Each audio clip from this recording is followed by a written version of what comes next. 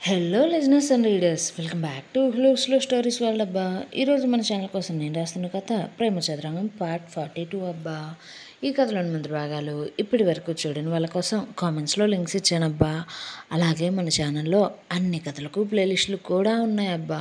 కొంచెం సబ్స్క్రైబ్ చేసుకొని చూస్తూ కథ నచ్చినట్లయితే తప్పకుండా లైక్ చేసి కథ ఎలా ఉందో ఓ చిట్టి కామెంట్ రాయండి. మరి మనం ఈరోజు కథలోకి వెళ్ళిపోదామా అబ్బా. ప్రగతి విల్లాలో ఉండడానికి గమ్య గౌరవుల పర్మిషన్ అడగ్గా వారిద్దరూ కూడా ఆమెను సంతోషంగా ఆ విల్లాలో ఉండమంటూ చెప్తారు. ప్రగతి గమ్య ఫోన్కి మధుమిత ప్లాన్ చేసి పంపిన మెసేజెస్ అన్నిటినీ కూడా తన ఫోన్కి ఫార్వర్డ్ చేసుకొని గమ్య ఫోన్లో డిలీట్ చేసి మధుమిత నంబర్ని కూడా గమ్య ఫోన్లో బ్లాక్ చేస్తుంది. అదే విషయం విక్రమ్కి కాల్ చేసి చెప్పగా విక్రమ్ అతను మధుమిత నంబర్ని సంపాదించినట్లుగా చెప్పి ఇప్పుడు మనం ఏం ప్లాన్ చేద్దాం అంటూ అడగ్గా ప్రగతి ఇక ప్లాన్ చేసేదేముంది చెప్పు, ఈ విషయం గౌరవ్ బావతో చెప్తే తనే చూసుకుంటాడు కదా అంటుంటే విక్రమ్ ముందు అందుకు సరే అంటూనే చూడు ప్రగతి, మనం అసలు అది ఏం చేయాలనుకుంటుందో ఒక 4 రోజులు చూద్దాం, అప్పుడు దాని ప్లాన్ ఏంటో మనకు తెలుస్తుంది కదా. అలాగే అది అసలు ఎందుకు ఇలా చేస్తుందో కూడా తెలియడంతో పాటు దాని వెనక మరెవరైనా ఉన్నా మనకు తెలిసే అవకాశం ఉంది కదా. ఎందుకంటే గౌరవ్ గురించి దానికి ఇప్పటికే పూర్తిగా తెలిసినా సరే అది ఇలాంటి ప్లాన్ చేసింది అంటే మనం కొంచెం ఆలోచించాలి కదా. సో 1-2 రోజులు ఆగితే విషయం బయటపడుతుందేమో అంటూ చెప్పగా ప్రగతి కూడా విక్రమ్ మాటలకు ఆలోచనలో పడి అయితే సరే, నేను 2 రోజుల తర్వాత ఈ విషయం బావతో చెప్తా, ఈలోపు నువ్వు దాన్ని గమనిస్తూ నాకు తెలిసినంత వరకు నువ్వు ఆ మధుమిత హాస్టల్ దగ్గరికి వచ్చి వెళ్ళిన విషయం తనకు తెలిసే ఉంటుంది కాబట్టి అది తప్పకుండా నిన్ను కలవడానికి మాట్లాడడానికి ప్రయత్నం చేస్తుంది అనడంతో విక్రమ్ అది నేను చూసుకుంటాలే ప్రగతి, నువ్వు జాగ్రత్తగా ఉండు అంటూ చెప్పగా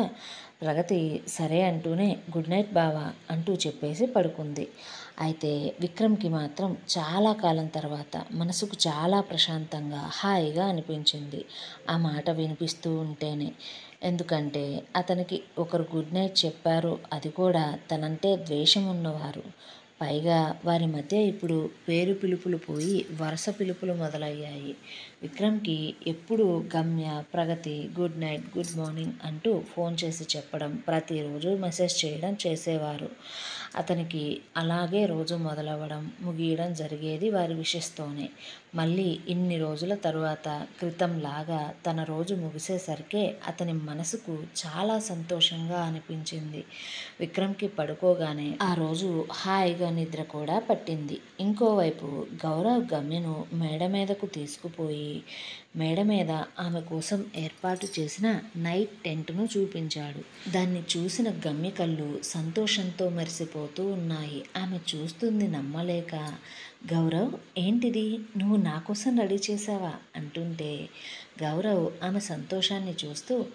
అవును, నీకోసం నేనే రెడీ చేశా అంటూ ఆ టెంట్ ఏర్పాటు చేస్తుంటే అతని చేతికి తగిలిన గాయాన్ని కూడా గమ్యకు చూపిస్తూ చూడు, నీకోసం ఈ గాయమైనా సరే లెక్క చేయకుండా దీన్ని సిద్ధం చేశా అంటుంటే గమ్య గాయమైన చేతిని పట్టుకుని గౌరవ్ ఎందుకు ఇలా చేశావు నువ్వు,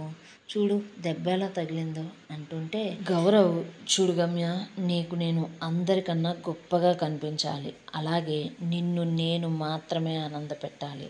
అంతేకాని నీ ఆనందానికి మరొకరు కారణం కాకూడదు, అలాగే నీ బాధకు కూడా మరొకరు కారణం కాకూడదు. నువ్వు పొద్దున కొరియన్ డ్రామా చూస్తూ అందులో హీరో ప్రేమిస్తున్న అమ్మాయి కోసం ఇలాంటి సర్ప్రైజ్ ఇస్తే దాన్ని చూసి సంతోషంతో పక్కన నేనున్నాను అనే విషయాన్ని మర్చిపోయి మరీ తెగ మురిసిపోతున్నావు కదా. పైగా చిన్నగా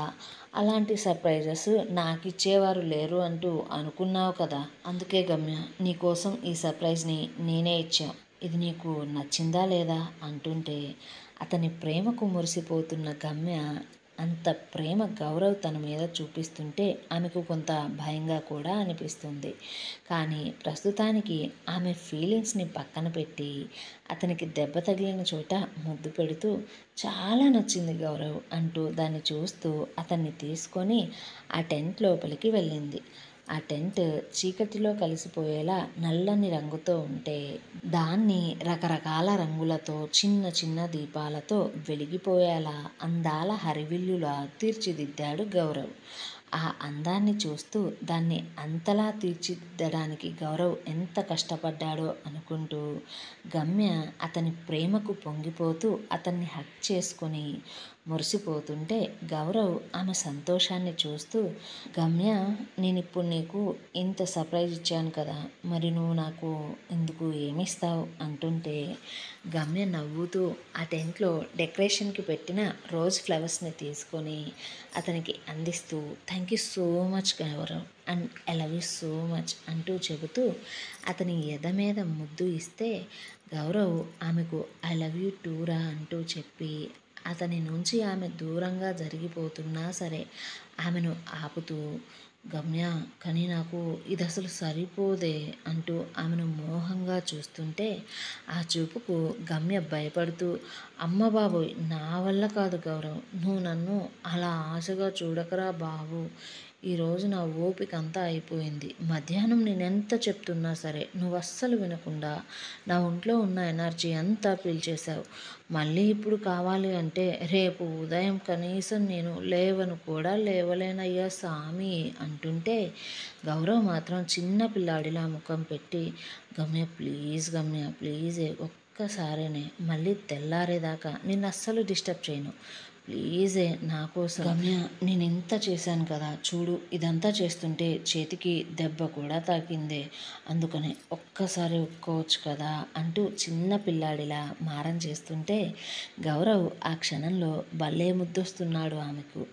ఆమె నవ్వుతూ, చిన్న పిల్లలు తల్లి దగ్గర అమ్మ నాకు దెబ్బ తగిలింది, స్కూల్కి వెళ్ళను ప్లీజ్ అంటూ, అమ్మ నాకు చాక్లెట్ ఇస్తే ఇంజెక్షన్ వేసేటప్పుడు ఏడవనమ్మా అంటూ పిల్లలు మారం చేస్తూ అడిగినట్లుగా అనిపిస్తూ ఉంది అతను అడుగుతుంటే. దాంతో గౌరవ్ నువ్వు ఇంత ముద్దుగా అడుగుతుంటే ఎల్లారా బాబు అంటూ అతని భుజాల మీద చేతులు వేసి మౌనంగా ఉంటే గౌరవ్ అది ఆమె అంగీకారంగా భావిస్తూ ఇక అతను ఆగలేక ఆత్రంగా ఆమెను ఆక్రమిస్తూ ఆమె పెదవులను అందుకొని చేతులతో ఆమె శరీరంపై వడివడిగా అతని చిలిపి పనులను మొదలు పెడితే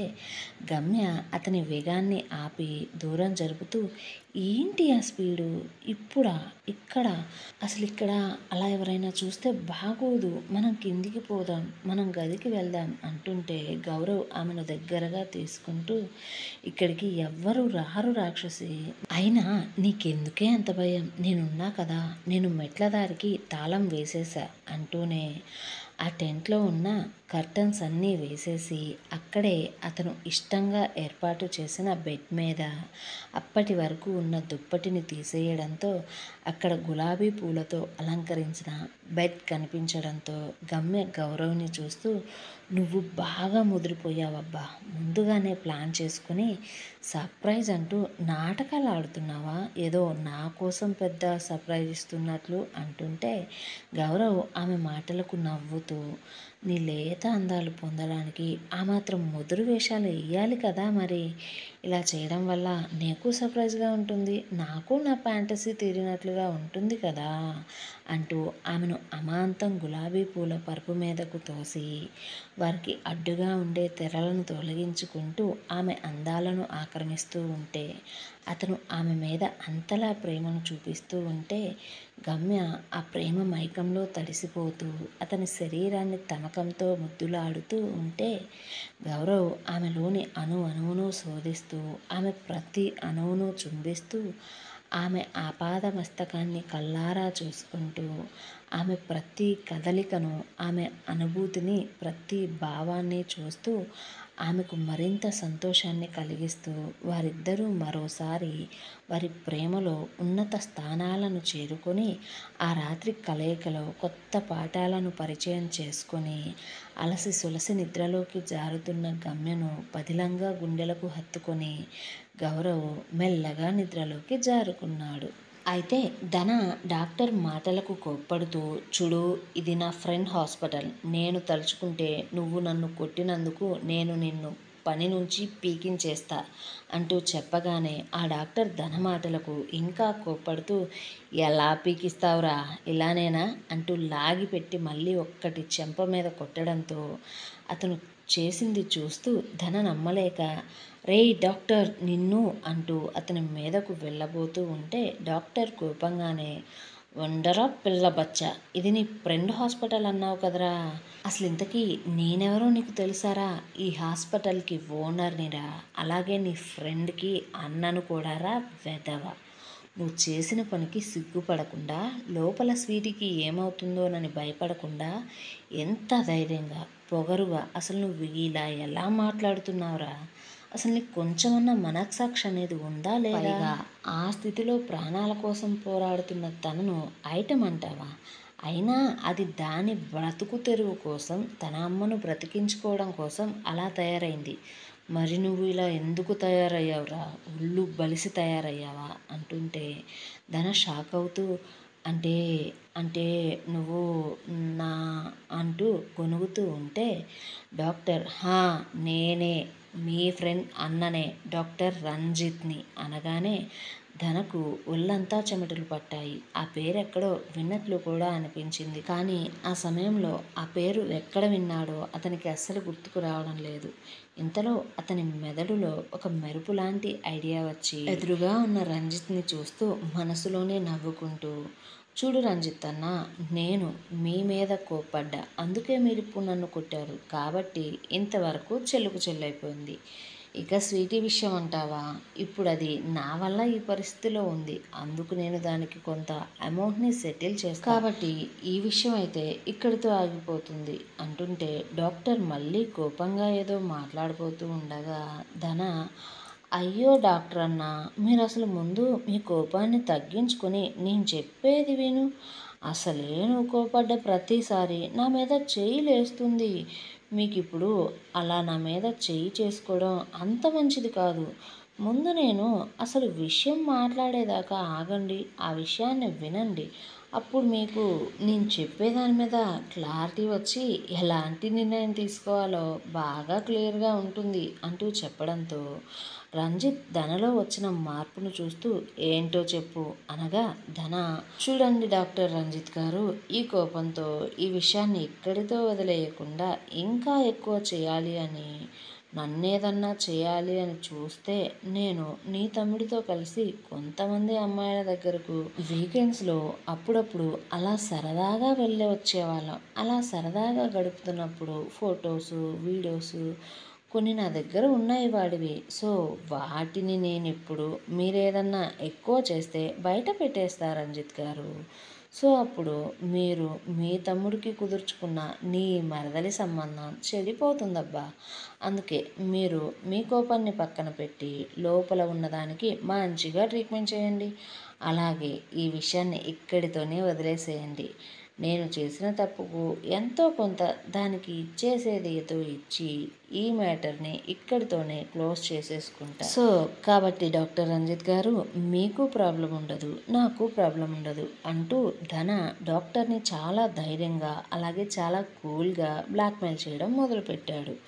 ఇంకోవైపు ప్రతాప్ జ్యోతి హోటల్ గదిలో సరదాగా గడుపుతూ ఉంటే